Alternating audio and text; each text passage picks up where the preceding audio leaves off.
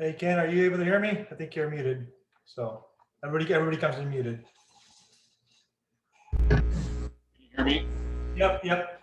That's what everybody's gonna come in muted. So we want to make sure that we can get through our meeting without too many people talking. So Is there like a raise hand feature or something? Yes, there should be. I don't have the webinar options like the city does. Okay.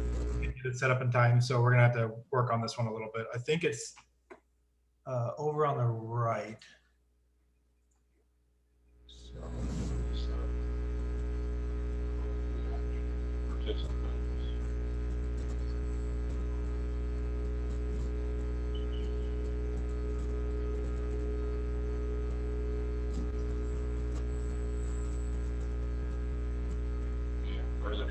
there's a chat button. So if I do the chat button, let's see if it works.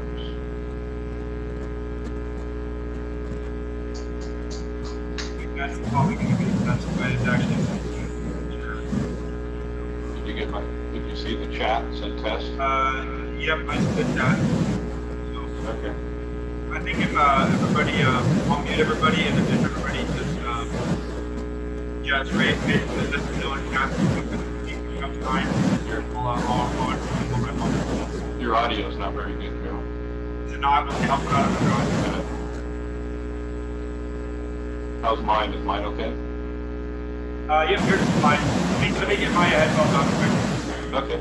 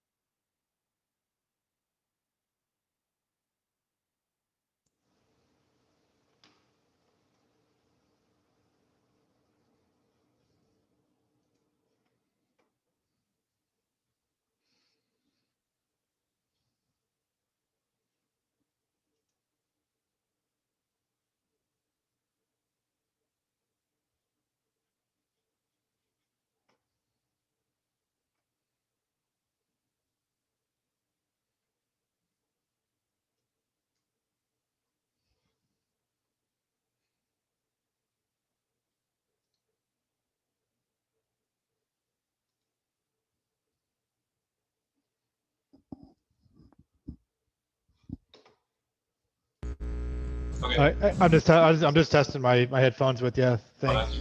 Lot better. Yep. So everybody here, just bear with me 1 minute. I'm just getting one last thing set up, and then we'll get going.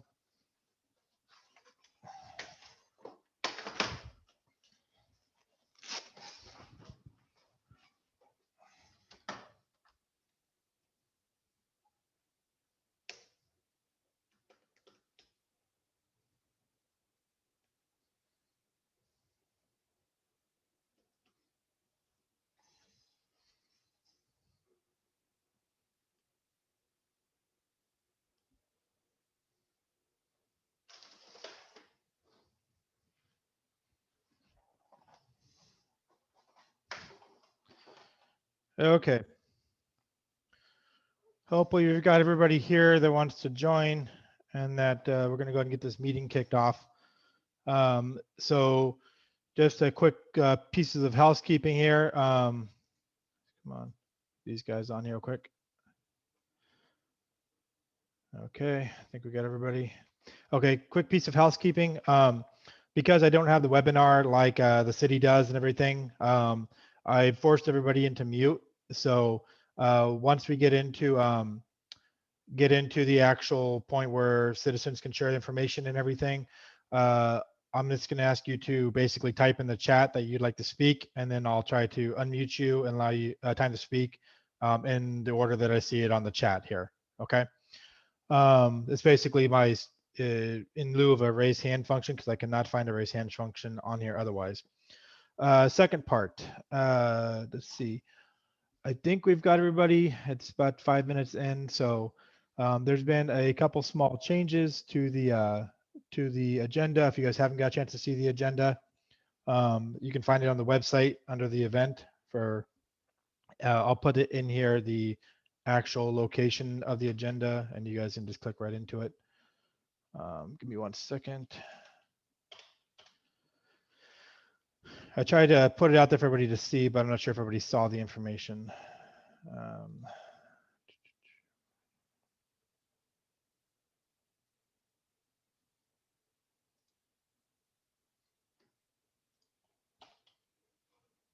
Okay. On there, you'll find a link to get the agenda if you'd like. But at this point, I'm going to go ahead and, looks like got a bit done. I'm going to go ahead and open the meeting. So basically who we should have here, if they've arrived, is we've invited, and they've all responded to me that they will do, we should make it, is the ODF, which is the Oregon Department of Forestry, the Clackamas County and Estacada Fire Department. They're both invited. The Clackamas County Sheriff's was planning to attend, but he called me about 10 minutes before the meeting, let me know that he cannot attend today because he had a scheduling issue that came up last minute. But we are going to meet later, and he's going to give me some information of any questions that may come up today, or comments from the community that I can pull from him and put into the final report. We've invited the city of Estacada, and I don't know if they're here or not. They were invited, and I believe they said they would attend. Estacada Public Works, Clackamas County was invited as well. And then we invited for the citizen fire crew, the Redneck Fire Crew, someone has decided to come out and speak on their behalf. We invited them, and then we'll speak from the community watch. After we've gone through those groups, then we're going to open it up for everybody else to share information as well. And to, whether it's stories of what happened when they were out, whether it's comments, questions, things that we need to take into consideration for putting the report together. So what we're going to ask is everybody try to be to the point, try to be respectful of the information you share. We are trying to do a fact-finding mission at this point to gather together. And then after the meeting's done and we've been able to kind of merge all the information together, we'll also put this out on YouTube for you guys to review yourself. Then we're going to have another meeting with just all the community members to come back together, and we'll start reviewing the information in the report and try to produce a final review to hand over to all the agencies. So that's how we're looking forward to going through here. Let me just see. The first one on our list here, about 10 minutes for each agency, is going to be the Oregon Department of Forestry. If you are here for that, can you please just let me know in chat and I will unmute you. I'm trying to see if the person I spoke with is here.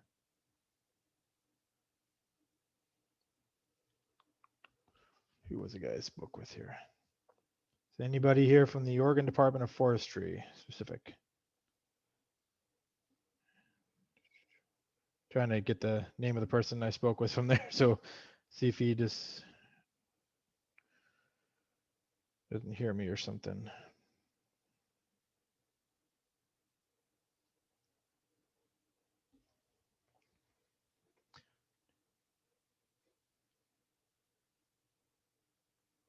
Okay.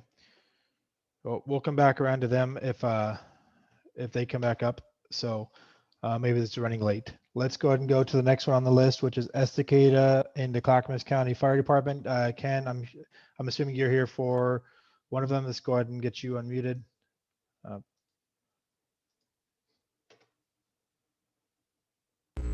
Okay. Everybody hear me? Yep. You got a little bit of feedback, but you should be there. Yeah, I'm Ken Oliver. I'm a Estacada Fire Board Director. We're representing Estacada Fire. and Clackamas Fire. We've got a couple of guys from Clackamas Fire on here, Steve Peters and Brandon Paxton. I'm sure Steve's going to probably want to talk to. Hey, Ken, you Yeah. have a lot of feedback. Okay. Wonder how I make that better. I think when you get closer to your mic, it causes the issue. Is that better from here? Yeah, possibly. Maybe turn your computer down. Okay. How's that? Yeah, I don't know. I'll just let you speak and try to speak loud if you can. Okay.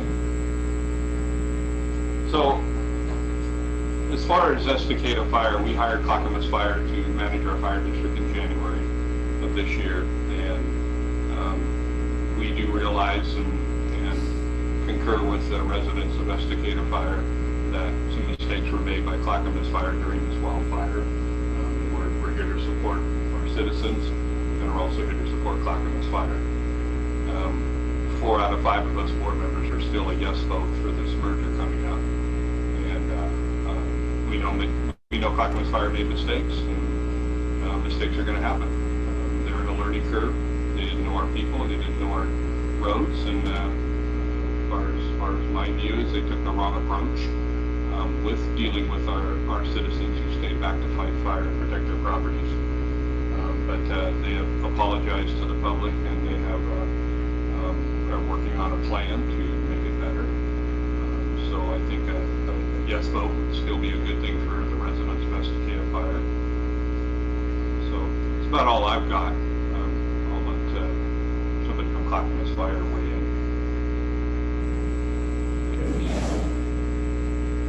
Someone else from Clackamas Fire on? You want to just let me know who you are in the chat down here, please? Oh, there you are. 1 second. You have to unmute yourself too, I think. All right. Can you hear me fine? Oh, there you are. All right. Thank you, Director Oliver. And thank you guys for the invite, Joel. We appreciate being invited. Just a quick introduction. I'm Battalion Chief Steve Dieters. I work for Clackamas Fire. I've been stationed out here in Estacada since January 1st. And my responsibility mainly is this station and the volunteer program. And with me, I have Battalion Chief Brandon Paxton, who is our PIO officer as well. And I'll turn it over to him in just a few minutes. But hopefully everybody's been able to see some of the community meetings that we've recorded, and answering community questions and talking about some of our strategies and tactics and all. I know that on the Estacada Fire website, there's still the 3-hour version of the one that we did. So hopefully that answers quite a few questions. And anyway, so ultimately, like I said, my responsibility is this station during the wildfires. It was this station, and then of course all the community assets that are within this building are directly my responsibility as well. So for the first 8 days of this event, I was here, and it was good to be here because of the hundreds of firefighters that were in and out of here, and then hundreds of community members that were stopping by here.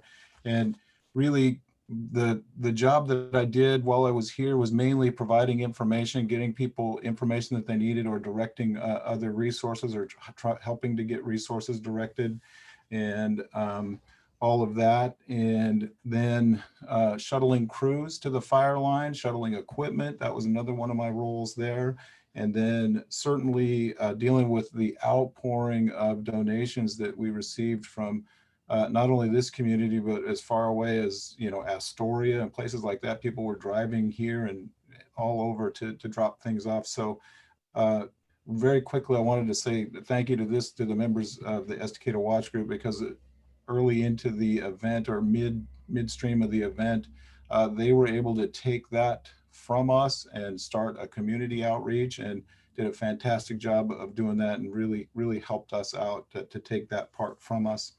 And then when it became a federal operation, early in the operation there, my role was to return this station back to answering all hazards again. So we were able to do that by Thursday, and we had crews back by Thursday and answering calls, and still had task force involved in the fire as well. But we went back to business as usual for the communities at that point.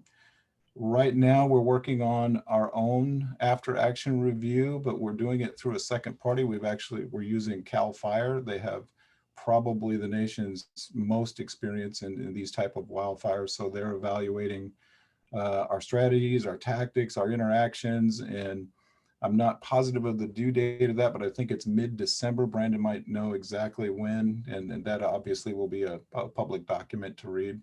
We really believe that through criticism comes improvement, and we enjoyed talking with many residents over the phone, and we continue to meet with folks and get their perspective and to help us to improve. And then before I turn it over to Brandon, we're also actively right now working through Clackamas Emergency Services Foundation to disperse the relief funds that people have applied for. And we do that through the Emergency Services Foundation, and they're out there actively presenting checks and getting people some needed relief to help them get started again in just a small way, but that's what we're focused on. I will turn it over to Battalion Chief Brandon Paxton at this point.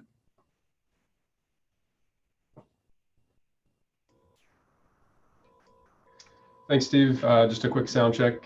Joel, can you hear me? Guess I got to unmute myself. Yes, I can hear you just fine. Okay, perfect.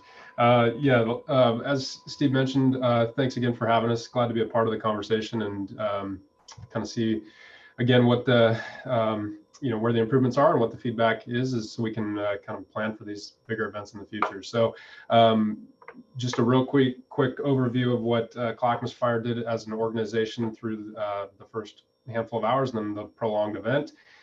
We were the initial firefighting force with our on-duty and volunteer crews, as well as supplementing with callback for all of our resources to be staffed and out on the fires. Early on, within the first 72 hours, there were approximately 40 fires. Of those, a number of those were upgraded to greater alarm fires. So we had several going within our first response area of Clackamas Fire in Estacada, as well as across the county. We had our incident commanders, to include our battalion chiefs, were assigned to several fires across Clackamas County, namely the Riverside are assisting with that. In the division roles, Wilhoit, Unger, and Dowdy Road, as well as assigning additional command staff to the Emergency Operations Center, which was located in Oregon City and co-staffed with county resources. So we had a presence there along with Clackamas County Sheriff's Office and a number of other partners working on the incident command perspective. We integrated with the Oregon State Fire Marshal's Office on September 10th as they took over command and control for the Dowdy, Unger, and Wilhoit fires, and then continued to interface with the Southwest Area Incident Management Team and the federal resources on the Riverside fire. Me personally running public information for Clackamas Fire, worked up in the Joint Information Center at the county buildings and the Emergency Operations Center, and participated in a number of press conferences throughout the events, and utilized our social media platforms to get out the information relative to what was happening with the various fires, and working with other partners, Clackamas County Sheriff's Office, Public Health, Oregon Department of Forestry, again, the Southwest Incident Management Team, along with the Oregon State Fire Marshal's Office.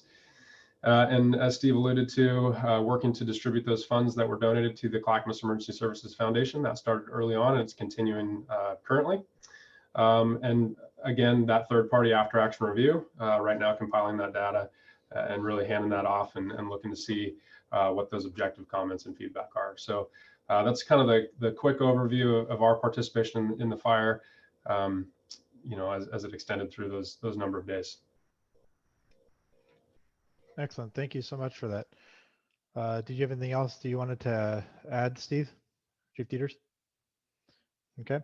Anything else, Ken? Director Oliver? Oh, yeah, there you go. Anything else you want to add? No, I think I'm good. Okay. I did see that John McAdoo, also a director with Estacada Fire, has joined. John, let's see if I can find here. Let me make sure. John, you want to unmute yourself? Did you have anything you wanted to add since you just kind of joined in? No, I had a heck of a time connecting. I've been trying for almost 10 minutes. I finally got on here. So, well, you did join at the right time. We're still into the fire side, the fire department's section of this.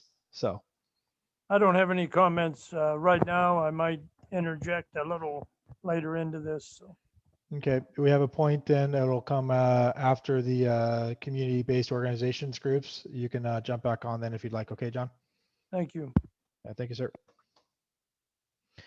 All right, just to double check again, is there anyone here from the Oregon Department of Forestry that made it on that would like to speak on behalf of the ODF today?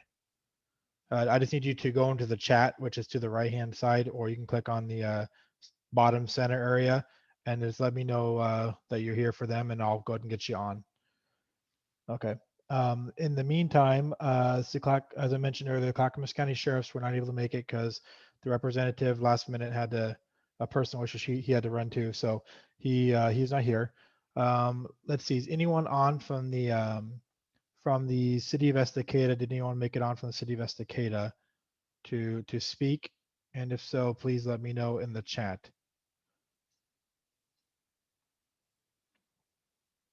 Okay. Let's go to the Estacada Public Works. Let's see, did this gentleman make it on from the Estacada Public Works? Let me just double check who that was.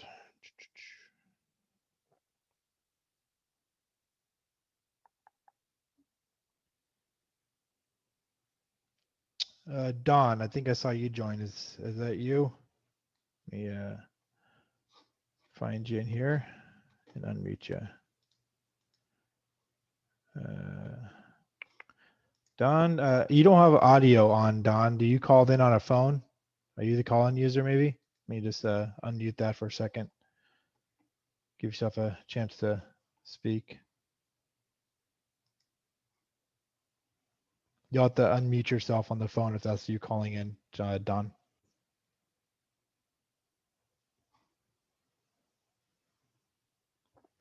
All right. Well, let's while he figures that out, we'll oh wait, let's see. Nope. All right, let's jump on to Clackamas County. I know we have Janine here. I saw her. Okay, and then hopefully you'll get a chance to come back to him. Janine, are you there? Yes, I'm here. Can you hear me okay? Yep. Great. So I'm Janine Brashears. I am with the Clackamas County Emergency Operations Center. I was brought on to the Emergency Operations Center. I think my first day here was the day of the fires. So quickly they put me on to helping to coordinate the fire resource or disaster resource centers. So where I was involved with the Estacada Community Watch was in collaborating and working with them in the setup of the Estacada Relief Center. When I first came on board, we were trying to find a location in Estacada to conduct a county-run led relief center, but quickly learned through our contacts through NUPA at Farm and other agencies in Estacada that the Estacada Community Watch had already mobilized and were already very successful in quickly setting up a relief center. So rather than duplicate efforts, we felt it was more appropriate for us to support the Estacada, the Community Watch Group and your relief efforts. So once we learned of that program, we kind of transitioned our efforts to support that organization as best we could. So we helped with providing some porta potties, hand washing stations, a number of different supplies as they reacted and indicated what they needed, working with our transportation department to provide lighting so that they could operate 24/7 into the evenings, as well as the digital transportation sign to help identify where the location was to help get people there, as well as road barricades. So we were happy to assist the Estacada Community Watch in all the community efforts. Everyone pulled together there so amazingly, so quickly. We as a county government, we're trying to coordinate with Red Cross, but we could not go into anything less than a level 1 or greater than a level 1. So the Estacada Community Watch was able to mobilize when they were still in level 2, just coming out of level 3. So you guys were able to be on the ground and get those resources out to the citizens who needed them much quicker than we could. So we were happy to support you. So really that's the update that I have. After As the relief center was winding down, we ended up setting more of a long-term fire resource center in partnership with FEMA. Once they got on the ground working with us, we ended up setting that up in Malala, and that operated for 1 month. We closed that on October 22nd, in tandem when FEMA opened up what there's called their external outreach site, now back in Estacada at the Estacada City Hall. So we did move those resources between the communities of Malala and Estacada to make sure that at different times in that recovery that we were really kind of catering and serving the communities that were in need at that time. I know there was criticism, or not criticism, there was comments as to why we set up the Fire Resource Center in Malala versus in Estacada. But we provided that immediate relief through the Estacada Community Watch immediately. We needed to be out in Malala to serve those residents that were impacted by the fires, because their impact was anywhere between 10 and 18 miles south of Malala. So they already had a long geographic area to travel to get to Malala to get those resources. So to expect them to get all the way to Estacada to meet with FEMA and to get those resources did not seem prudent. So our Board of County Commissioners required or requested that we provide those services more centrally located in Malala, which was the reason we chose that location for the initial Fire Resource Center, but felt it was appropriate to bring in the external outreach site, which is scheduled through November 16th with FEMA, back to Estacada to again kind of serve the greater numbers of people that were impacted by the fire. With once we were able to assess property damage, the numbers of homes and outbuildings that were destroyed, realized that a larger percentage were around the Estacada Colton area. So we're happy to serve the wildfire impacted citizens through that site now through the 16th. Are there any questions in regards to the recovery services, which I was primarily in charge of at this point? I don't think there's any questions from mine right now. I think if there's any specific direct questions, we'll try to approach them during the general community input side of things. The main focus here is just a information gathering session. So we'll, if you want to hang out for that. I know that the fire department has a limited schedule, if I remember right, Chief Dieters. Let me just unmute you for a second. Yes, Brandon may have to pop out. I'll be able to stay for the majority of it. So. Okay, sounds good. Then we'll wait to ask you any questions until that point, unless someone has a specific question for Brandon. Paxton, can you let me know in the chat window and I'll pop you on just to make sure that we can get him before he has to leave. Otherwise, then we'll send you any questions that pop in or that Chief Dieters can answer. Okay.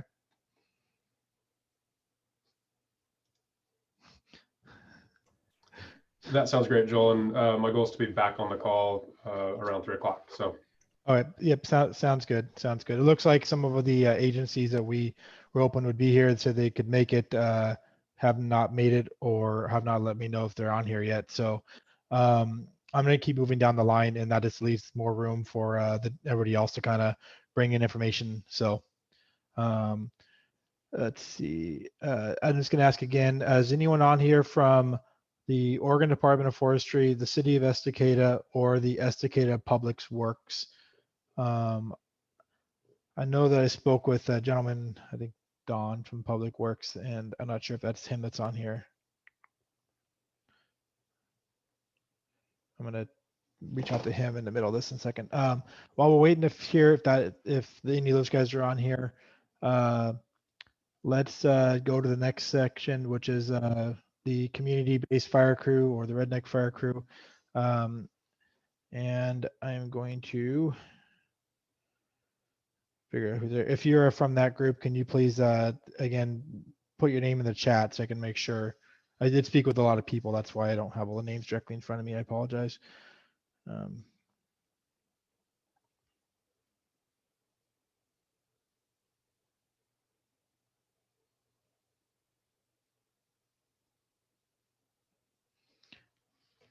Okay, Brent Perry's and Mike Platts. Okay, I'm going to get you guys sorted out right now.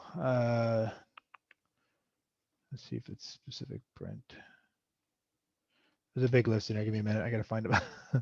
Brent. Okay. Brent, I believe you are on here, unmuted. And Mike Platts. We'll go for a test here. I hear you just fine, Brent. Okay, so Joel, you asked for, some information on what went on out there, and so I'm listening to the meeting, and I'm hearing what happened mostly after the fire. So I had sat in a city council meeting. So my name is Brent Paris. I'm a business owner in Eagle Creek. I'm also the chairman of the Eagle Creek Barton CPO, and I'm also mostly a member of the Citizens for Community Involvement with Clackamas County. So I serve a few roles here in our community. So I know the public and government affairs person with Clackamas County. Her name is Katie Wilson, and she had sent me an email once she heard that the fires were burning in Estacada and Eagle Creek, and she was concerned, and she wrote me an email, which I didn't answer until the 11th of September, and that's after it went to the feds. So I did write a letter to her, and I did explain to her a few things about what was really going on out there. And I wanted to read a little bit of that. And so I'm gonna go ahead and read part of that letter. I was right. I wrote Katie, and this was on September 11th of 2020, and this was I believe it was Friday. Does it sound right? Anyway. I wrote, all is much better today. However, yesterday, after all, Clackamas Fire pulled off every fire at about 12:15, saying the fires were out of control, exclamation point. We all had to be out of harm's way, with a question mark. Once it was declared a disaster, the governor got her federal monies from FEMA. With this, it also took the coordination efforts away from all the fire departments in this area, including the State Forestry Department. Our hand crews with our fire equipment, one dozer, had successfully contained the Eagle Creek Dowdy fire from Dowdy Road through Bonnie Lure Park to Folsom Road and then back to Highway 211/224. We had some help from Clackamas Fire and many locals. I have to say that the fire department might know how to extinguish structure fires, however, they know little about brush fires. I coordinated our efforts with Battalion Chief Burke Slater, and after he saw what we could accomplish with our crews, he began to serve our needs towards controlling this side of the fire. We also had dozers and track hoes at Kinsey Road, making fire trails around structures and properties, period. All of the heavy equipment was up at Fall Creek Road and Tumala Mountain Road yesterday, making fantastic progress on containing those fires when Clackamas said, get out. We were all dumbfounded. No wind, some media hype about the fires meeting together to cause a catastrophic event. Yes, this could have happened, but first we needed wind. It never transpired. We all stood down except for the locals who never gave up. All gallant efforts on this end is because the locals never gave up and ran for cover. It was remarkable. So the letter goes on about other things, but when we were, we continued to fight the fire down at Dowdy Road. And then when I went up to Tumala Mountain, there were people like Doug Davidson up there fighting fires that I noticed. The Platts were out there fighting fires. We showed up in Estacada with the dozers that morning, and there was a lot of confusion going on there. And what we found is the firemen that were there were very unaware of how the properties or the topography lied. And we got in the middle of their meeting, and I think Brent Olson was actually in charge. And I saw they had drawn a map on the hood of a pickup. And when I walked over there, I could recognize the the roads that he had on there. And so I told him who I was, and I asked him where the fires were, and they were pretty unresponsive at first. And so I got a little bit more aggressive. Anyway, I grabbed one of the other, and you'll have to forgive me because I don't know his name, grabbed another battalion chief, and up Tumala Mountain we went. And I explained to him where I thought we could get fire lines in and around those fires. And so we went to work.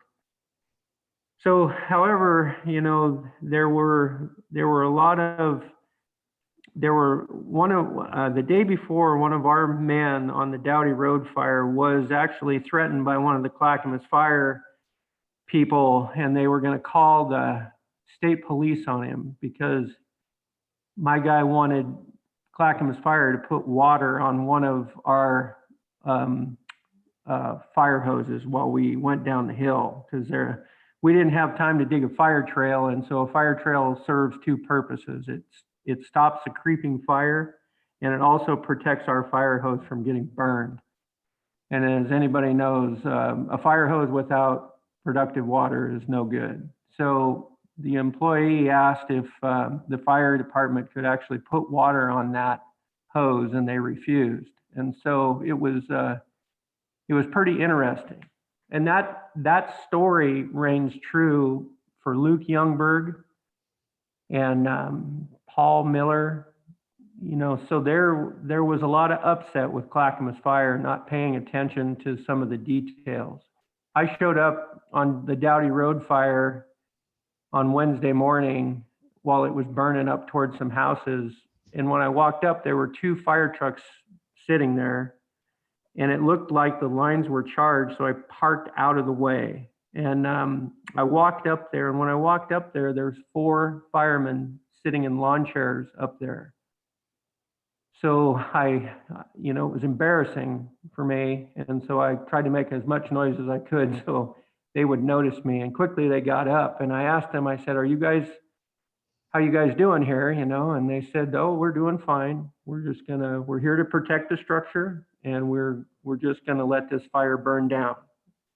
And I said, well, it's obviously not burning down, it's burning up these trees, and it's spreading up the river or the Eagle Creek itself. And they said, no, we think we've got it under control. And as I was watching the fire burn up the trees and then spreading farther and farther up the river towards Highway 224, I quickly knew exactly what we had to do, and that was get a dozer down there and get some lines put in, and then start pushing the fire back, which is exactly what we did.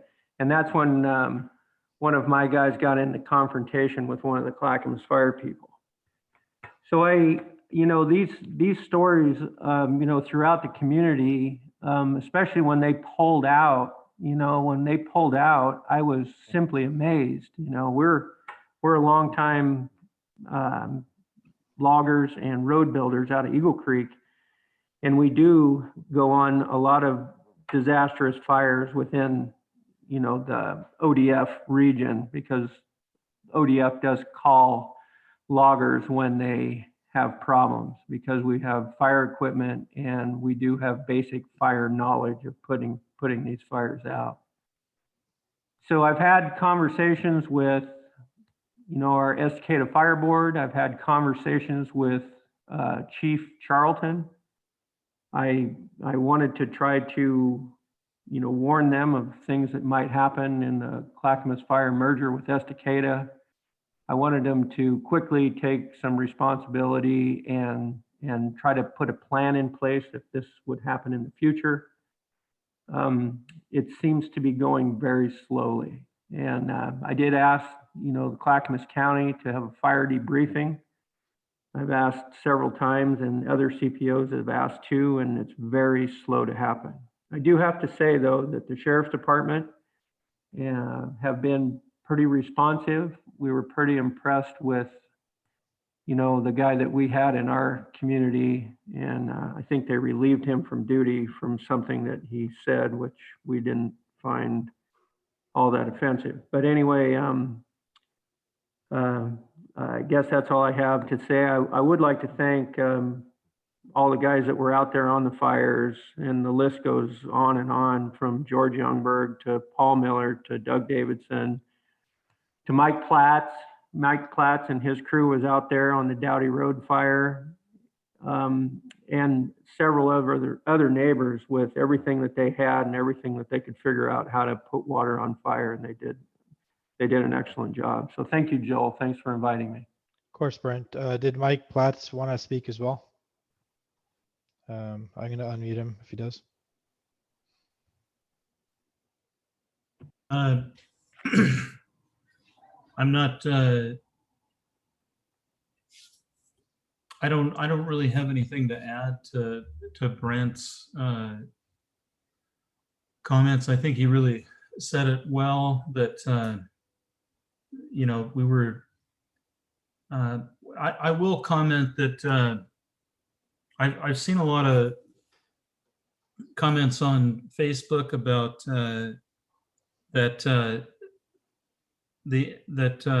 if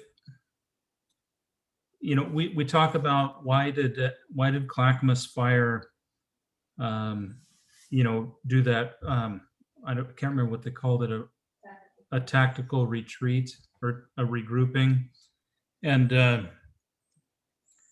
you know, that we may have had to do that if we were still part of Estacada Fire, but I'm really curious. I don't know what to say. I'm really glad that the community members, and especially, you know, I want to repeat echo Brent's comments of thanks for staying and you know, keeping cool heads and doing the right thing.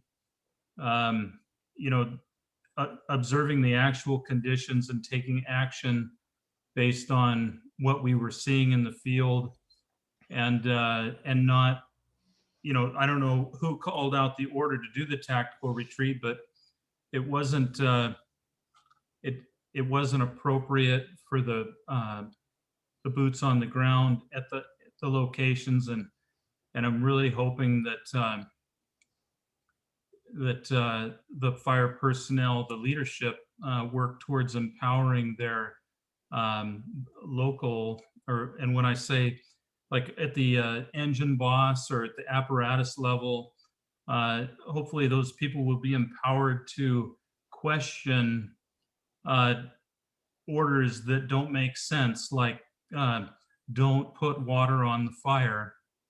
As a former Estacada volunteer lieutenant, I will say that had I been ordered not to apply water to an actively burning fire, I would have politely called the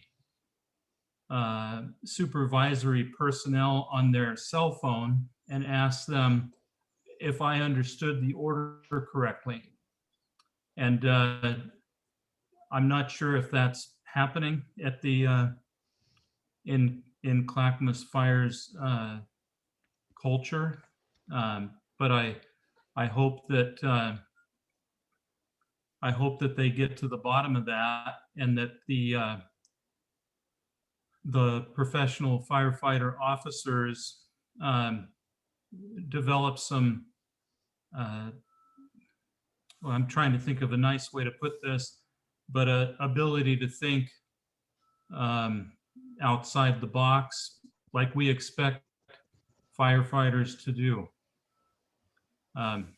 So I apologize for, I wasn't expecting to talk. That's an impromptu little speech, and but I thank you for, I thank Clackamas Fire and all of the people that are here for their interest and willingness to work on what appears to be a problem. And I don't expect it to happen again in our lifetimes, but we did have 200-year floods in, I think it was 96 and 97.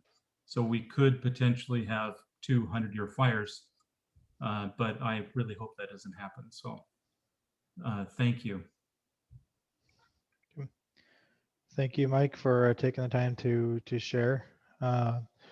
So I'm gonna go ahead and speak on behalf of Estacada Community Watch next. But before I do that, I'm just gonna confirm that nobody again from ODF, City of Estacada, or the City of Estacada Public Works has shown up or anything, or is identifying to be from there to speak on behalf of them.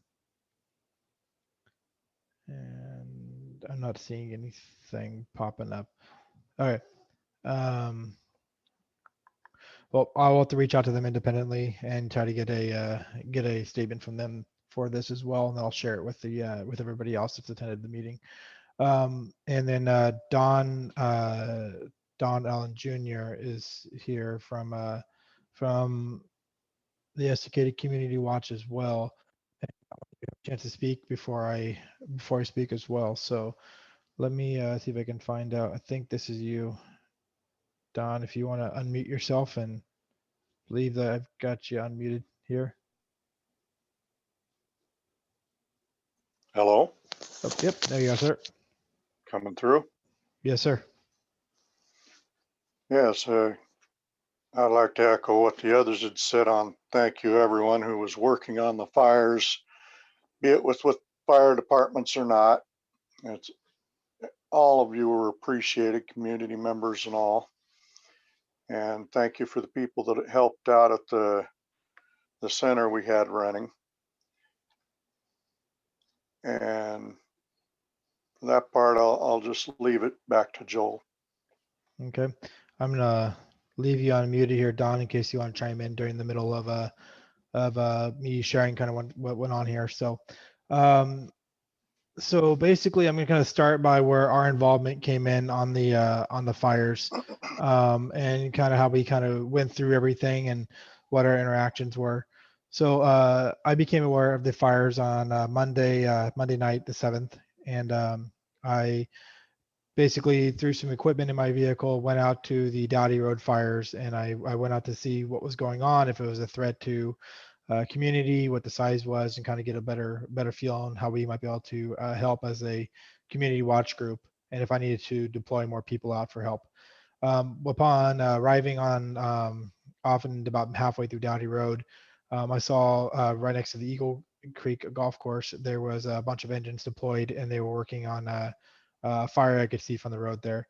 So I pulled into one of the residents there, kind of asked them what was going on, and they kind of gave me a quick briefing as far as how they were fighting it out in the field, and that it was kind of right behind their house in that area. So kind of during that to about 10 minutes, I was sitting there speaking to the resident about, I would say in the range of 15 to 20 vehicles had actually came in and were starting to, happen to drive up to the engines, turn around, and were starting to cause a traffic jam. They were blocking some of the water. I think a water truck was trying to get in. So at that point, I moved out to the end of Dowdy Road, and we proceeded to just block the road from all traffic except for local residents. We allowed fire trucks, water trucks, basically anyone fighting the fires that lived there in, but any of the one that was there to gawk, we didn't let them in the area. It was the next morning when the sheriff's department actually showed up, and they were blocking the roads as well. And we'd requested that they bring in the ODOT to come in and put signs up, because our people couldn't stay there consistently to help, do traffic control from both sides of Dowdy. So while the sheriff's department was helping to block the road, or was blocking the roads, and we were assisting them, let me refer that. At that point, they had taken over, and we were just, anything that they needed, we just helped them to be an extra set of hands. ODF came in, put signs up to block the roads. We, after the officers got called away, they left us with some instructions, and then they left. And then so we continued to kind of monitor the road. And I know everybody's kind of freezing up here. Hoping I didn't lose my connection. Oh, I'm getting an internet connection is unstable.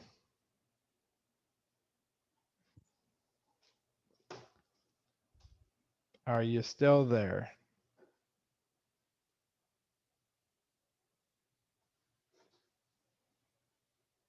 Okay. I'm sure my internet connection isn't doing the best right now for some reason. So I'm going to go ahead and try calling in for as a backup here. Don, I'm going to unmute you. Can you let me know how bad my sounds fine? Okay, thank you, Yolanda. You're sounding good. Okay, the video is freezing up. So after we realized that the fires, Riverside fire had actually progressed and was kind of heading in the direction of Estacada, and we weren't really doing much good blocking roads or kind of assisting with what they had there for the fire department, we decided it's best to deploy back to Estacada and see what we can do to assist in the city. At that point, we had gone to level 2 in Estacada, and this was on the 8th, the next day towards the evening.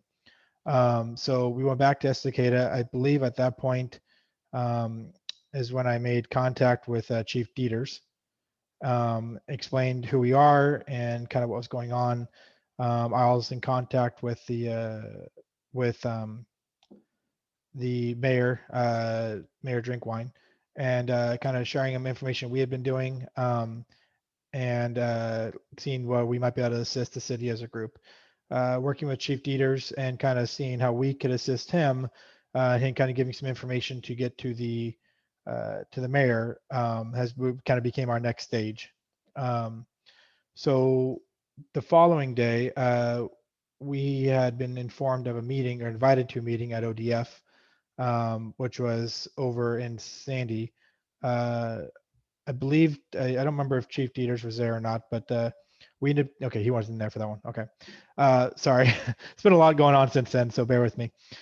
So the next morning, Mayor Drinkwine, myself, there was the Oregon State Police, ODF, there was the incident commander we had for a while, Alan was there, and I think some representatives from the Clackamas County Sheriff were also there in a meeting. That morning, they were talking about giving us briefings of the fire, the activity, where it was heading, kind of what the plan is from the Oregon Department of Forestry was. And then the question came up from the mayor is, well, what are your plans if we're going to be taking Estacada to level 3? The first response was, well, we're not really sure what's going on with the fire. We're looking at it. We think it might be sometime in the evening, Wednesday evening, when it might be going to level 3. So we appreciate, we said we thank you for that. He went on with his briefing, continued to talking. In the middle of the briefing, he looked up and saw a very large plume in the sky that kind of gave him some concern. And so he got a radio call during that period of time, and he looked at us and said, with everything that's going on in the fire activity, we're concerned. We're going to take Estacada to level 3 now. The Oregon State Police, Clackamas County was there. He spoke with them. They were in agreement, and they said to Mayor Drinkwine, you need to notify your city and get your people out. This is a go now notification. And so I was there as well. Mayor Drinkwine said for me to notify my people to see if we can start getting the word out right away for a level 3 evacuation. He immediately called in to the city and to the counselors to try to update them of what was going on. Our people, I believe Don is someone I called. I called a couple of our other active people in our group, and asked them, hey, can you guys start taking a section of the city, try to go door to door, let them know it's level 3. You need to evac. We're going to put it out online through all the Facebook group pages, through our Facebook group page. And then we went around with a bullhorn as well to notify, hey, there's been level 3. It's time to go. We went into each business and let them know. And I believe we also notified, we shared the word with the fire department, but I believe that they're already in the process of being notified at that point. So, as you know, some things in the government move a little slowly. It took about 3.5 hours for them to update their page. So there were some a little bit of concern from some people at first when we were trying to share it, and then there was some information that came out of on Facebook saying from the neighborhood watch page, don't listen to the city, don't listen to the counselors, and don't listen to Estacada community watch. There are some people that proactively kind of worked against that notification. That did cause some issues in some areas, but overall, the notification did get out.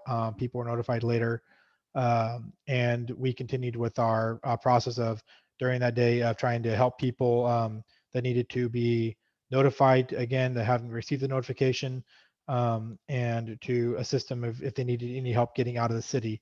So we shifted from notifying into actual help once the police department, their whole task force arrived, which was probably about 2 or 3 hours after we were notified from that meeting that morning. And so sorry, one second. Checking something here. All right. So we proceeded at that point to go into working with people that were trying to get out that maybe need to have things that were hauled out. We asked the resource to haul trailers out. We helped people if they needed to pack things. We helped people if they needed to ride out of the city.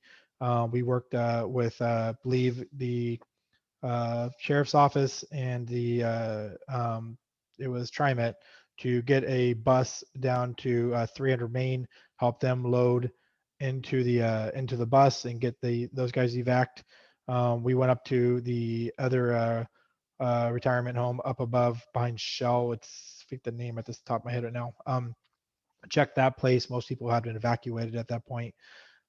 We continued to work online with communications, updating people where the fire was. I worked with Chief Dieters and different PIOs from the Clackamas County Fire and Estacada Fire to update the mayor and those being evac'd. We also worked with the mayor and other people outside the city to set up some evac camps, get them supplied, and get them information going. So that was kind of the major hustle there in the first few days. Once the city is evac, there was a concern about potential looters, people that may still need help. So we set up a patrol, 24-hour patrols, days and nights, and we worked with as many people we could get to come in and help kind of keep an eye on things. And basically what we did is we were just an extension under very specific mandates, and those mandates were to observe and report, fire watch, and to assist anyone that needed help with evacs. And so we ran into across roughly about 30 people that we suspect were possible looters. We came to that conclusion by the fact is that we would pull up to them, and as soon as they saw us, they would book out of town, sometimes doing 50 or 60 miles an hour through our streets and then out through the old highway or the other highway. And that was a consistent basis. We came across a few of them that had doors kicked in, notified law enforcement. When they arrived, we would exit the area. So this was our routine for about, I want to say maybe about 5 days or so. And then when I want to say it was the Monday, I believe, after that, which would be the 14th. We acquired a location to set up as a command center, started moving in resources that were donated for the group, continued running patrols during this time. And this was during the beginning of level 3. During the middle of level 3, we started setting these up a little shortly after, maybe about 3 or 4 days. I forget the exact day level 3 came down. And sorry, my days run together a little bit. I got about maybe 2 to 4 hours of sleep a night for about 2 weeks during that period. So some of it ran together. Hopefully Don can fill in any holes I'm missing. And I'm going to click this button. So if you need to unmute yourself, Don. So we ran the patrols during the day, and evenings, ran the center, got donations coming in, reached out, tried to find as many groups in the area that could bring stuff in, worked with groups that wanted to donate, got cities being fed, the city being fed. Stan Pulliam out of Sandy actually started the food box roll after Katie Dunsmire had reached out to Stan and asked him if the system they had there for some food boxes could be shifted over to Estacada. And so he showed up with a gigantic truck full of food boxes and other supplies that we kind of got us a kickoff from there. We ended up finding more suppliers through Salvation Army and a couple other groups. From there, we kept feeding people, kept bringing items in, continuing doing our patrols. The county actually reached out to us I would say about 3 or 4 days into our relief center and asked us, hey, what do you need? Since you guys already got something going, we're gonna support you guys. So we started giving her Janine a list of items that we needed, and she would make it happen like magic. It was great. The Clackamas County Sheriff also brought in a very large tent for us to use that we were able to put to use for additional storage and helping people kind of get items that they needed. We worked our way through until we felt that the city had been properly fed and supplied. We were supplying actually people from all the way down to Malala, Colton. We had some people from Oregon City. I believe there's a couple places south of Malala. I forget their Malino, Sandy, up on the mountain a little ways. I think we had people showing up from even Gladstone. There's just different areas that were coming out to get some supplies that they needed. So it was great. Oh, 1 second. As people are joining in, I got to manually emit them. So we continued bringing supplies in. About a weekend, we took an analysis and said, hey, do we need to continue for another week? We agreed that we needed to because there's still a need. At the end of the second week, we said, okay, I think this was on a Thursday night. We said, while any other major distribution areas were shutting down, there wasn't a big need. They were sending stuff to us because they were no longer needing it. So we said, okay, well, we're going to go ahead and shut the center down then on Sunday and proceed into phase 2, which is to focus more on families directly that needed assistance and help. And that's what we've been operating under ever since.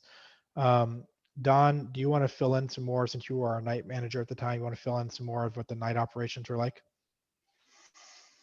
Well, on the night operations, it went pretty well considering it was all on volunteer basis for the patrols and everything, and volunteers at the relief center. But I do want to thank those that came in for the late and early morning hours. There was pretty sparse, but there were a few that came up, and I'd like to note one thing for everybody that did help. If you weren't mentioned by name, we apologized, and we're going to try to produce a list of people's names that we appreciate their help. And at the same time, the businesses that presented help and items to us, we'd also like to thank all of those for their help officially. And we're trying to compile a list to put that up on our webpage of all the thank yous to those that helped. That's the main thing I wanted to express. Go ahead, Okay. Joel. Yep, I'm just taking a quick look. I did receive something from the city a little while ago regarding their what happened with the water and the timeline from the city of what happened with the water plant and in that type of area. And I wanted to put that out there for the everybody to hear as well. So I'm just going to kind of read through the timeline here. 9/8/20. Strong east wind started. The wind caused power bumps, and staff spent more time at the plant to keep the plant running. 9/9/20. Power bumps continued throughout the day and night. The city was under level 3 evac around 11 a.m., and the plant started to lose ability to maintain level in reservoirs from high water demands. 9/10/20. Employees checked the plant at 5 a.m. Res 1 was at 3 feet. Everything was reset, and a 24-hour manning of the plant was required to keep things going and closely monitored. At 11:30 a.m., the operators were told to leave plant due to very hazardous fire activity. An operator returned at 2 p.m. to check plant status. The plant was running smoothly, but was still unable to keep up with water demands. At 10 p.m., an operator returned to reset plant after a planned PGE power shutdown. At this time, the reservoirs were still unable to fill due to high demand on system plant during full capacity. On 9/11/20, At 5:30 a.m., after checking the plant, an operator contacted Denise about the situation. Denise contacted Tom, and a couple of public works employees came in and drove around town during the turning off running water that was visible from the street. The plant operator talked to Isaac Hamilton with Clackamas Fire to ask them to stop using city water and to fill trucks out of Estacada Lake by the timber park until reservoirs could recover. 50 plus sprinklers were turned off that had been left on around the city. At this point, the plant was being manned around the clock to make sure that it kept working at full capacity. 9/12/20. At 10:30 a.m., it was apparent that the plant was finally making progress. Reservoir 1 was still at 3 feet, but the system was gaining ground. The plant had been running for 93 hours at full capacity at this point. At 9/13/20, at 11 a.m., the plant finally was able to shut down and all reservoirs were full. Operators continued to monitor things very closely, but ended around the clock shifts.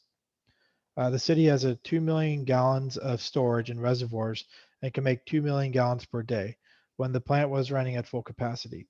So I asked Chris Lewis, plant operator, if the generator made a difference at the water plant. He stated that anytime the plant has a power bump, even with the generator, an operator needs to go to the plant to reset.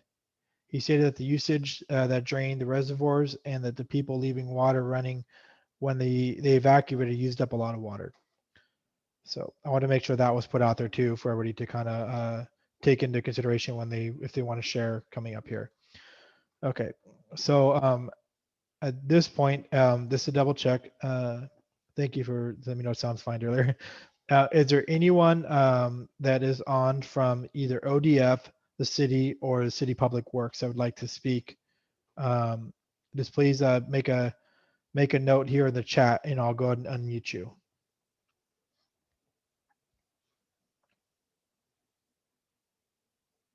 Okay, so we're going to go ahead and proceed to the community ability to kind of share their information. So if anyone has any information that they would like to share openly with everybody, please just let me know here in the chat area, and I'll go ahead and unmute you and get you to speak away. I ask that you be respectful and keep in mind this is a time to gather information. What we're looking for is anyone who may have a specific story to share, something that they saw, they felt would be pertinent to either future fire protection or safety for the city or anything like that that happens during an evac or fire issues. So.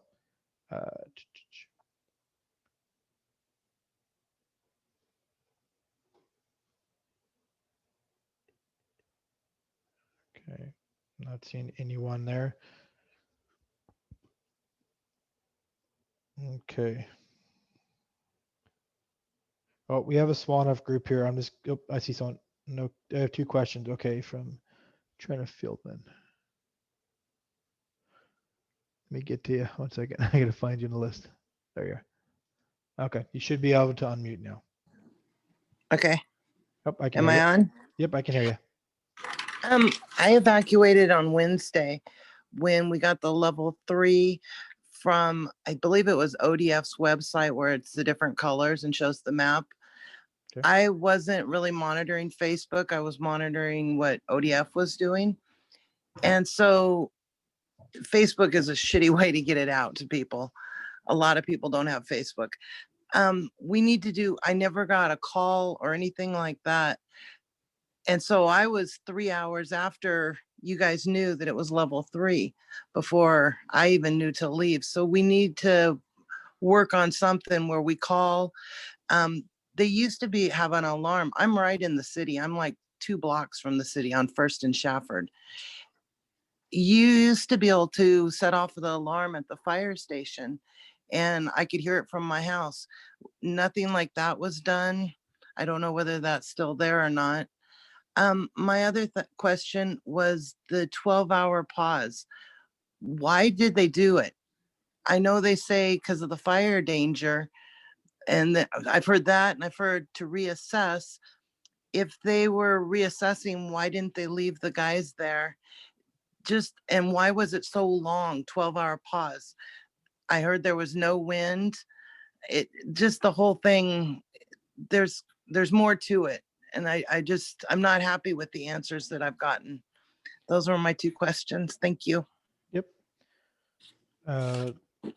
So Steve, I'm gonna go ahead and unmute you if you wanted to answer that question.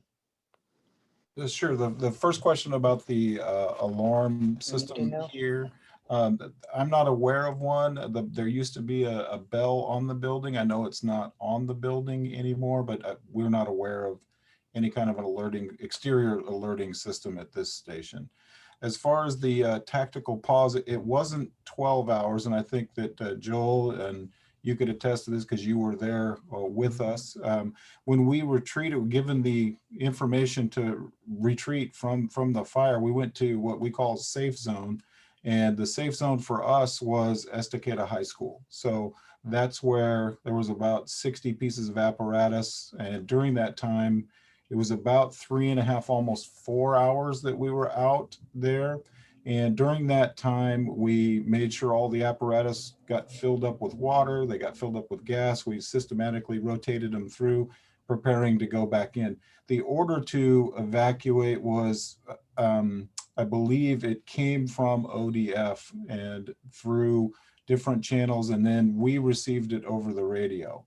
And the transmission, I know it's been posted before. If you're ever interested in listening to the transmission that we got, it really just said to stop what you're doing. The conditions are presumed to be too dangerous, and take anybody that you see with you.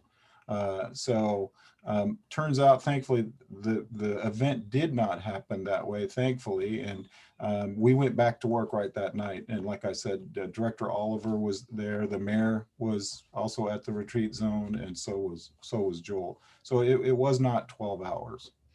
I believe, I want to say that might have been about maybe 4 hours even. Yeah, That? it was about 4 hours. It felt longer only because it was so black out and it was, noon, but it felt like 6 o'clock at night up there. But it was about 4 hours. Yeah, I remember we were in the middle of feeding you guys when you guys got the okay to go back in, and you guys didn't even finish eating. You guys just jumped back on your equipment and left. So. And then it looks like Director Oliver had a chat about the siren, I think. Yep. Let me bring Ken in on this here, and then I think it looks like Yolanda has a question as well. You should be unmuted. There you go. Yeah, that siren that was been on the station since 1964. That stood at the top of that long, tall tower that was part of the fire station.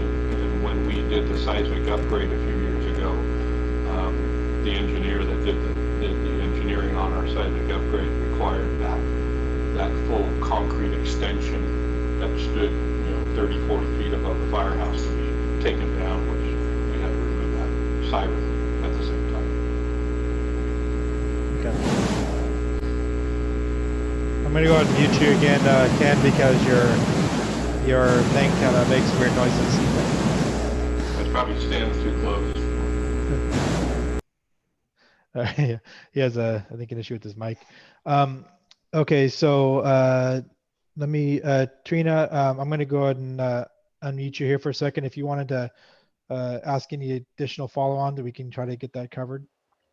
No, that makes sense about the siren not being there.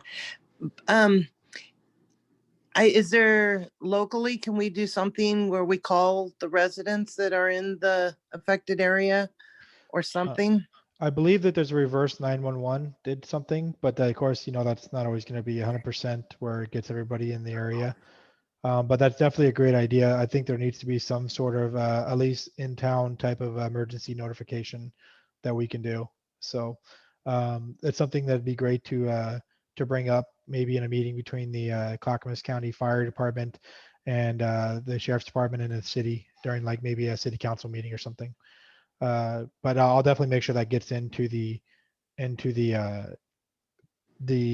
suggested parts of the report when we kind of get everything together and start building suggestions. That's something I'll make sure it gets in there, Trina. Okay. And it's good to know that the tactical pause was only for 4 hours, not 12, because I was like, 12 is kind of ridiculous.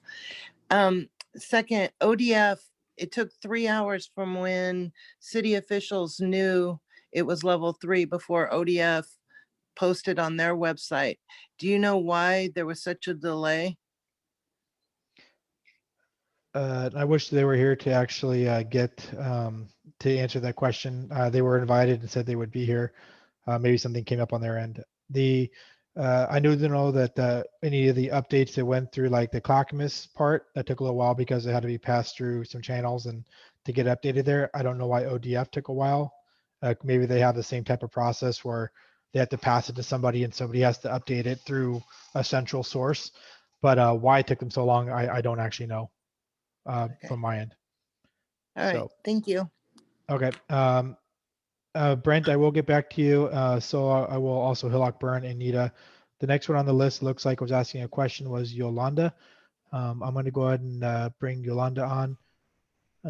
Steve, I'm just going to leave you unmuted in case there's a question that comes up that you can answer real quick. So. Hi, Also, this is. I'm also going to unmute Janine. Sorry, Yolanda, That's because fine. Janine was from the community, the county. Janine, if you're there, you want to unmute yourself in case there's an answer you could bring up that they may have that you may have heard of as well, as far as communications. Okay, Yolanda, go ahead. I had just a few questions as well about communications, because I had tried to follow feeds in all the fire and the police or sheriff feeds. And I used Broadcastify and I tried different apps and I could never get on. They were always saying offline, but then it would show that there was 37 or 300 people online, but I'm also not right in the area. And then other people were telling me they were getting information through the ham radios. So pretty much I was following a lot of the groups that were in Estacada from Portland, and they were noting too that they were getting their information from the ham radios. And so they knew where everybody was going to be and what they were doing, but I had no access to information. And I had talked to a few people and they said that a lot of it they thought was should be private, not public. There was a gentleman from Sandy who said he was part of the department there.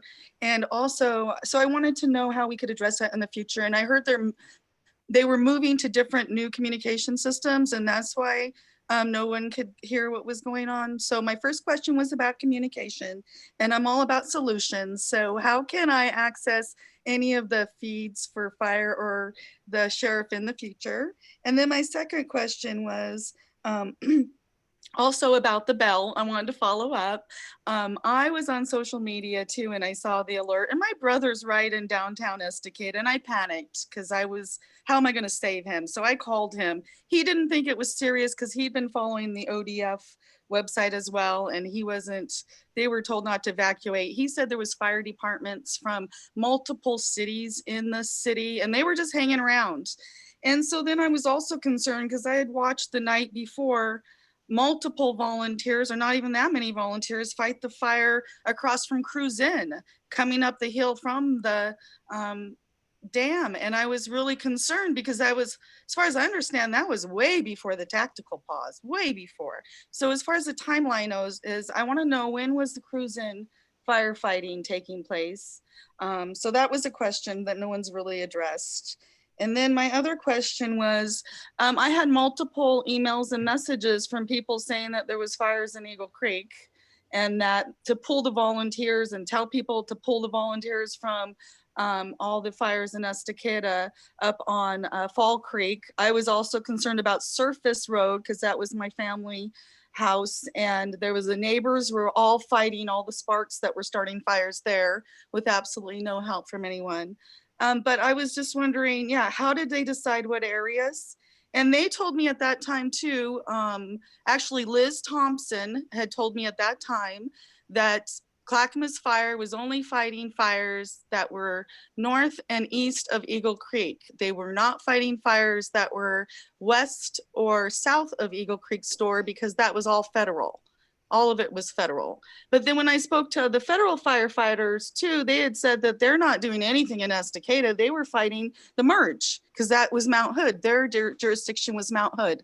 So I was confused about the jurisdiction between Clackamas Fire and Mount Hood on the federal. So that's another question. I have so many questions.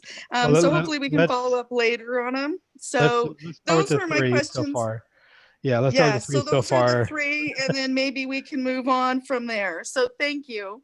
Yep. Let me just sum up the questions to make sure we got them, and then maybe Steve, you can answer some of these.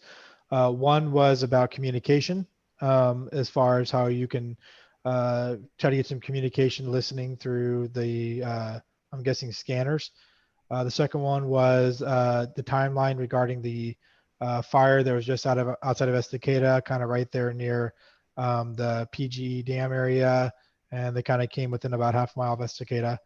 And then the last one was regarding the, I guess, who was fighting what where.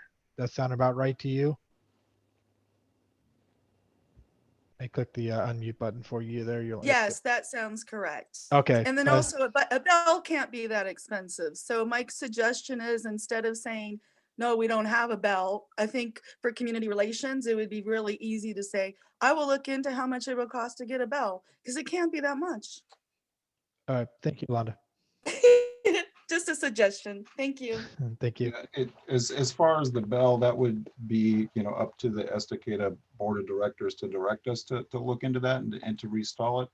No question, if that's the direction and it's useful, then that would be the way that we would go.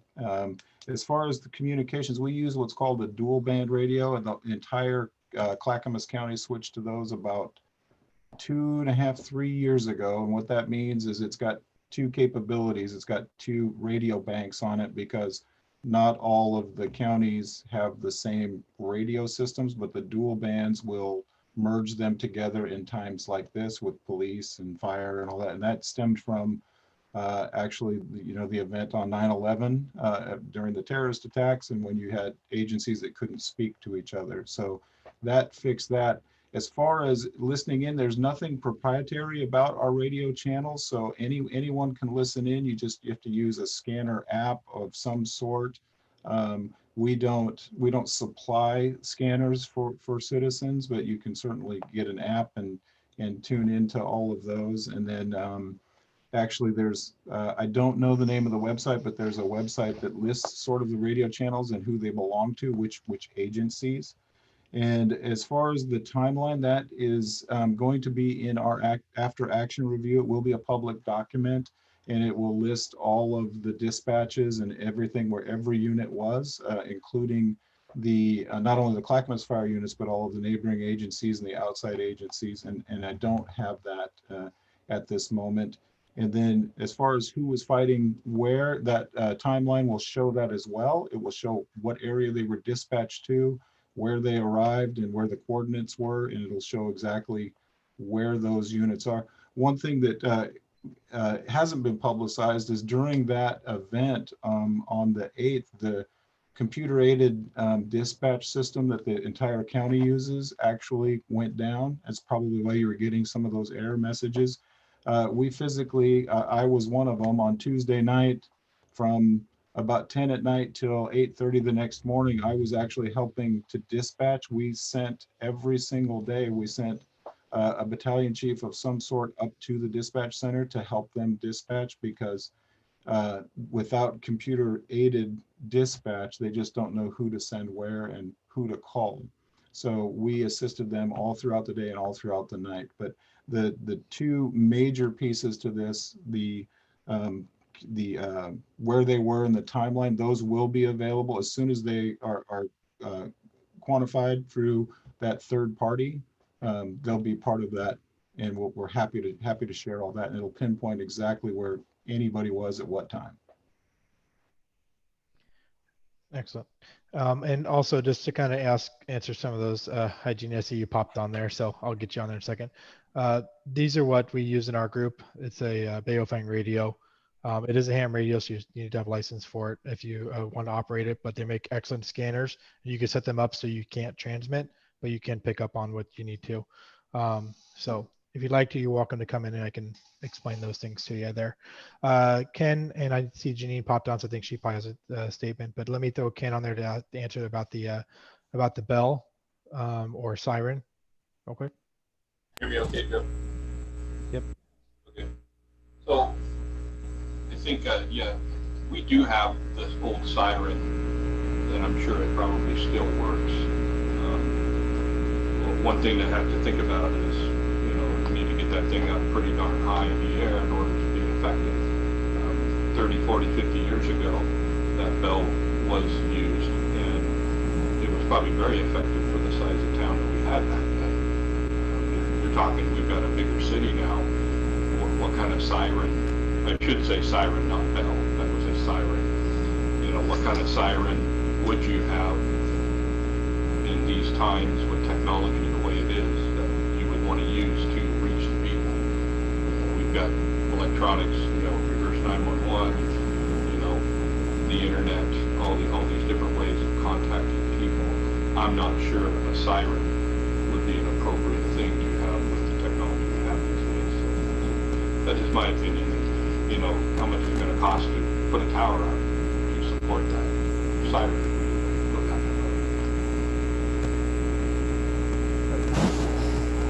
Sounds good. Thank you there. Appreciate it, Ken.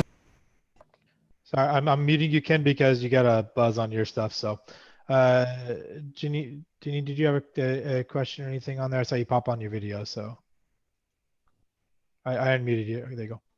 Thank you for that.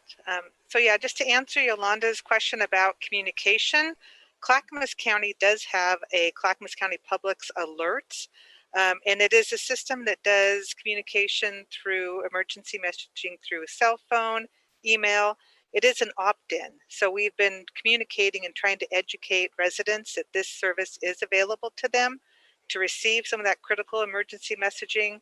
And again, it's opt-in where you need to sign in to receive it, either email, phone call, text, whatever is best appropriate. And I don't know, Steve Dieters, if you said this is what was down for a while for a few hours, but hopefully this will be an alert system that will do better in the future to help make those alerts as soon as you go from change from whatever level and the county puts that alert out. So it's a quick way to notify, but it's not automatic. You do have to opt in to receive it.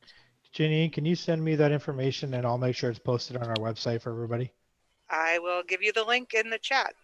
Thank you so much. Okay. Yolanda, I know you got more questions, but I want to give everybody else a chance. So I'm going to jump down to Nita Hoops, and then we'll come back around to you, but based on how much time we have. So let me find you. Nita, I'm going to go ahead and unmute you there. Hi, I have nothing to add except that we were notified by email, by reverse 911, by the sheriff, by the fire department when it was time to evacuate. So no complaints there. Okay, sounds good. Thank you. Okay, it looks like Hillock Burn 59. I'm going to get you unmuted here. Look like you had something about an old alarm siren.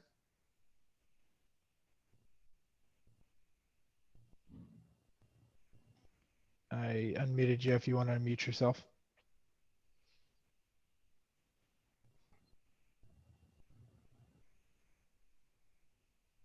Okay, no big deal. Let's see, Brent, you had some more questions. It looks like I'm going to unmute you.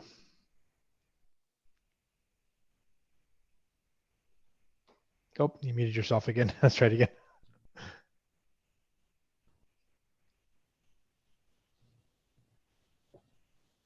Are you there, Brent?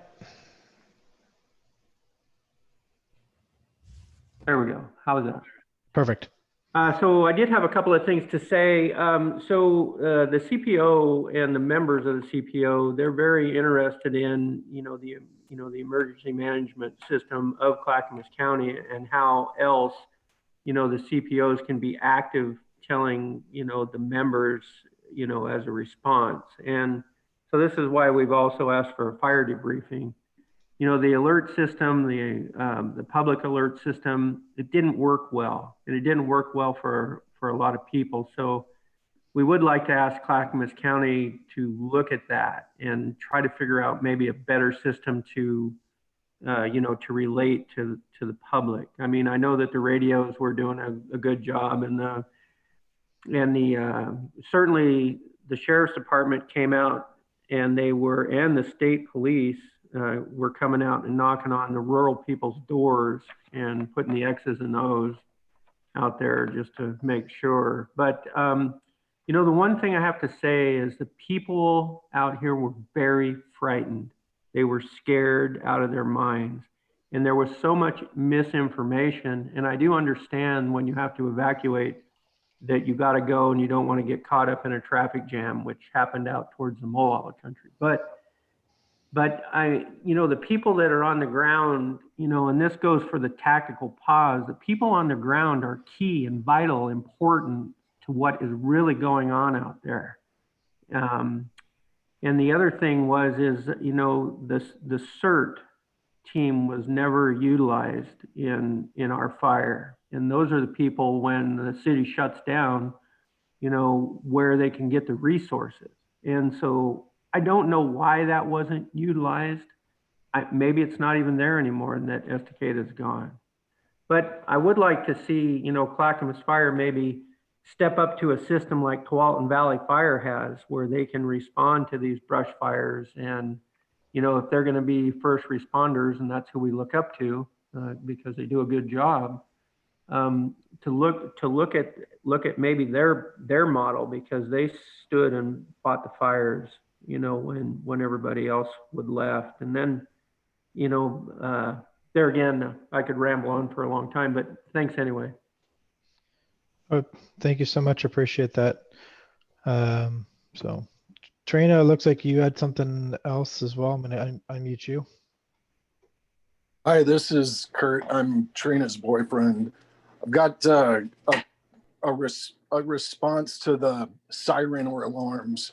I'm from the Midwest. I helped set up the emergency disaster response crew for the South Dakota State Penitentiary System. Every small town in the Midwest, whether it's a town of 980 people where I was the chief of police, they have an alarm system for tornado warnings. I know that it can be done here. I absolutely know that it can be done. Yes, Estacada is larger than a lot of the small towns in South Dakota and North Dakota, but you even have municipalities like Sioux Falls and Fargo that have tornado sirens, where people know when that siren goes off, it's either something bad's about to happen or it's on its way. I mean, there's no ifs, ands, or buts about it. We need to do something like that here, because if God forbid the internet goes down, the internet's going to go down. It's going to take out the cell towers. Nobody is going to be able to get any information.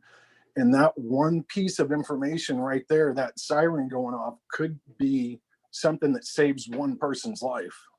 So I know it can be done. Like I said, I set up the disaster response group for the state of South Dakota for their Department of Corrections. This can be done. It's not a question of, oh, Estacada has grown. I mean, just call any small town in South Dakota and they'll tell you how to do it. Excellent. All right. We'll definitely put that in the AAR report as a suggestion. Let's see. I think Liz Davidson had a question. Let's see. Yep, there you go. Hi there. Thank you very much for taking the time to answer our questions. I just was curious, the independent review that is happening and the results that will come forth from that. Is there a time frame in which we're hoping that to come back and when that will be published for public viewing? You talking about from the fire department or from what we're doing right here? The fire department. Okay, good.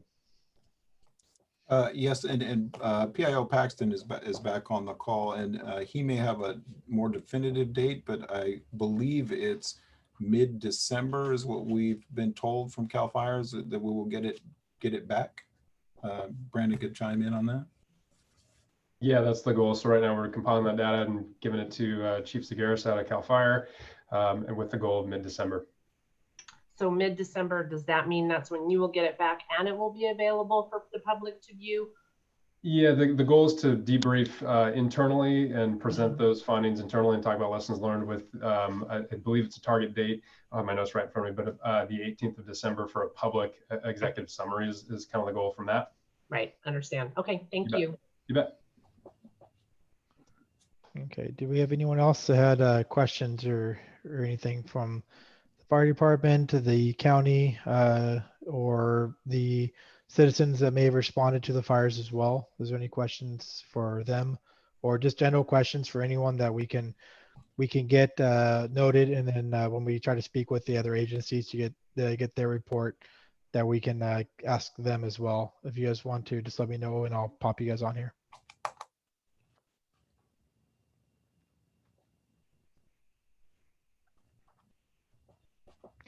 I did want to say this. It looks like a couple people have mentioned CERT was either deployed to Malala or was told that they can't. They were not needed. They need badges to respond. So, and I know our CERT guy didn't make it on here today, but maybe the Steve and Brandon, if you could respond to the use of CERT and how, and maybe Ken, if you need to as well. Respond to CERT and how you guys plan to use that and kind of correct that in the future for it to be properly used for disasters. Yeah, I'm happy to start on that, and then Steve and Ken, you can jump in if there's anything else needed. Excuse me. Yeah, so CERT does sound like they were activated through the communication channels that we have here as in speaking with our emergency manager, but clearly there are some gaps in how that information gets out, and we know that. And so right now we're already working on establishing a policy and then looking to expand that communication notification process. I believe right now it's to team leads, and then the team leads disseminate that information. So looking to expand that and kind of build in some redundancies. So we're looking to have the policy completed by January. That's when we review policies annually here at Clackamas Fire. So it's good timing in terms of putting that into play about how to call out CERT and what tools those would be used. Excellent. Steve, did you have anything to add? No, nothing to add. The badge, to be honest, that's the first I've heard of a badge being required for a CERT member. So I wrote a note to follow up with actually Chief Paxton about that. Excellent. Ken, did you have anything you wanted to add? I don't know. All right, thanks. Janine, did you have anything you wanted to add from the county side of that at all? Because I'm sure you guys worked with CERT a little bit. I don't have anything to include and add. I'm not as familiar with the CERT operation, so I will choose not to comment at this point. Okay, thanks. Okay, is there anyone from the agency side have anything else you'd like to add or anything that people would like to add onto this before we conclude the meeting for the day and I give some follow-on expectations? We'll give him, oh. So the only thing that I wanted to just relay back from the Clackamas County perspective, and again, I think our direct involvement was with the Relief Center. And I think we just want to just reiterate that, again, the Estacada Community Watch did an amazing job of rallying the communities together. But just for feedback for future, it was an awkward disaster, and that we had two disasters that we were dealing with at the same time, and COVID included in that. And so we made sure that we included some KN95 masks to part of our donation to the Relief Center to make sure they got out to citizens, because I'm sure as they evacuated, the last thing they thought about taking with them was a mask for their safety and health. But just making sure that as we noticed, there was a lot of activity going on down there. And there's a flurry of activities, people coming and going very quickly, but was just kind of reiterating the fact that we didn't want people to forget about the second disaster pandemic that we are dealing with, and that social distancing and masks We just wanted to make sure and reiterate that it gets into any report. That was, I think, a critical area that we noticed that was lacking a little bit down there. I know at one point the Clackamas Fire went through and reminded everyone who was coming in, as well as who were staffing and volunteering there, to remember practicing the social distancing and wearing the mask just to keep everyone safe. They all survived wildfires. The last thing we needed to do was spread the COVID. So that was the only thing that I think we wanted to report, that everything else we saw there was amazing. The services that you guys were giving to the citizens, helping them out to replenish their food, any of the hygiene, personal supplies that they needed. But just remembering that when we get into those types of disasters, that we do have that the health and safety of our citizens that we need to take into consideration as well. So that was the only thing, was just to make sure it got into the after action report in regards to the relief center. Was again, people were first and foremost trying to survive the wildfire, but we need to make sure that all safety and public health precautions were taken. Excellent. Yep. And to speak to that, I appreciate that very much, Janine. Once because we were focusing heavily on just trying to get people taken care of.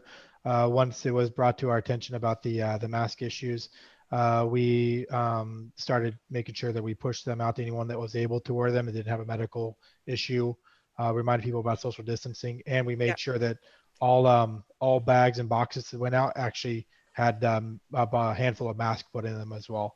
So people were in the community were given something as well for that, to make sure that they had the capabilities. But I do appreciate that. That's definitely, I'll make sure that goes in the report. Yeah, I think it was just required that the reminder again. It was one of those things people weren't thinking of that first. They were thinking of getting those needs out that were met. So thank you very much for that.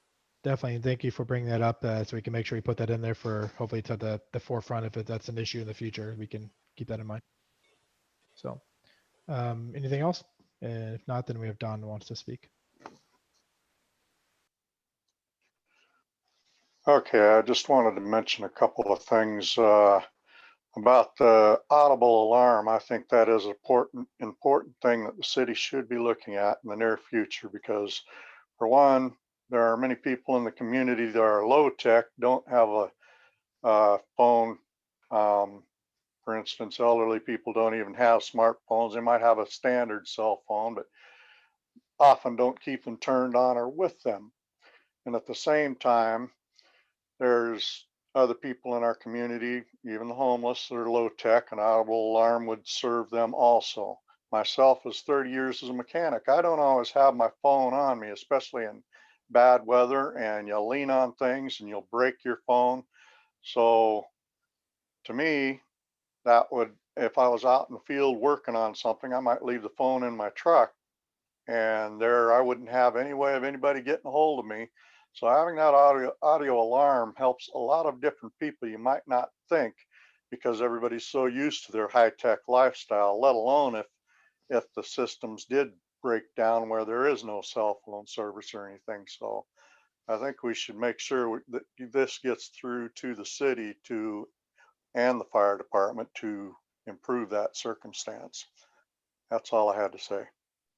Definitely, we'll make sure that is put into the recommendations from the after action report. So, is there anyone else that would like to speak? Joel, I just wanted to thank you again for inviting us. We're happy to participate in these and answer any questions that we can. Earlier, there was one comment, and I meant to answer on it, but the optics of the station and the multiple firefighters and apparatus standing around down here. I just wanted to clarify that for the first 4 days of the event, the main station at Estacada was the hub for all the crews transferring and going on duty, off duty. We have to rotate people out. There was several folks that were 30 plus hours in a row, and multiple citizens did the same thing. But this was where the fuel was, the water was, and the maps and getting the debriefings until it became a federal operation. They were able to set up a command post closer to the fire, and then fire camp was able to be set up further away from here. So the optics of that might have been just you know, crew changes and things like that. There was a lot of activity around here. But again, thank you for the invite, and we're happy to attend and answer any questions. Excellent. Did anyone have any follow-on questions from that, guys? Okay. And I do appreciate you guys taking the time to be here. I know you guys got a busy schedule, and I appreciate you guys taking the time to answer the questions from everybody. Looks like some of the people are putting thank you into the chat as well. And I look forward to trying to, you know, come together with some good solutions so that if there's any issues in the future, that we can make sure that we, you know, address them. And, you know, I'll make sure that when reports is ready to go, I get everybody CC'd on that. And thank you everybody for your hard work during that time. So I know it was a stressful time for everybody. So, you know else? Okay. So just a quick follow on. We will take the time, try to transcribe as much as we can from this meeting, kind of push it into a report. That might take a week or two for us to get that done. From there, we'll set a community-based, without the agencies here, meeting and invite the community to come back and review any suggestions already made, plus any information that was brought forward. And then we'll ask for any information that people have seen in there, if there were additional suggestions or reviews they'd like to make. Once that meeting's done, we will finalize the report, and then we'll send it out to other agencies, city and everybody, so you can see what the citizens' response was to everything going on. So I would expect for the next meeting to be probably within a month, now that we've gotten some of the fresh information recorded at this point. So if anyone has anything else that comes up that they did not get to add today and they'd like to, please feel free to go onto our website and send us an email, and I'll add that in as well, or to give me a direct call, or just let us know. That includes for any of the agencies as well. I appreciate everybody's time, and you guys have a good rest of your day. I'm concluding the meeting.